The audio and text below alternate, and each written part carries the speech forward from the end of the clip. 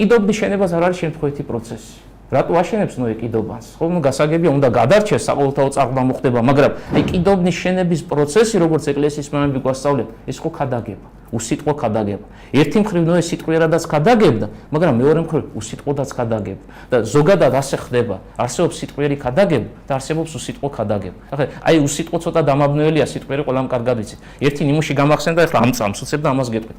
წეგან მე ამით დავიწყე საუბარი, იერუსალიმში იყო მხოლოდ ერთი ტაძარი აგებული და სხვა ტაძარი ებრაელებს არ ჰქონდათ. აი ბაბილონური ტყვეობა რომ დადგა, ებრაელები ტაძრის გარეშე დარჩნენ და 70 წელი გაატარეს იქ და აეშენებინათ ერთი ტაძარი და მსახურების გარეშე რომ არიან იმსახურა და მერე ბოლო-ბოლო დაინგრია და წამოსულიყვნენ იერუსალიმში და გაეგზელებინათ იერუსალიმის აღდგენილ ტაძარში, ხო, ნაბუქოდონოსორმა მიწასთან გაასწორა ეს ტაძარი და მერე ახალი ტაძარი ზორობაბელისეული ასე ეწოდება, ეს პირველი სოლომონისეული.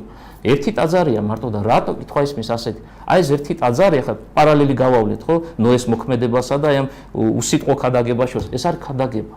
ქადაგება რის შესახებ? ანუ ძველი აღთქმის ეპოქაში ებრაელებს სხვადასხვა ტაძარი რომ აეგოთ, როგორც კლიმენტე ალექსანდრიელი განმარტავს თავის სტრომატებში, ეს იქნებოდა დიდი ხიფათი და საფრთხე. ამ ერის, ანუ რჩეული ერის ცნობიერებისთვის. ისინი რას ჩათვლიდნენ, რას იფიქრებდნენ?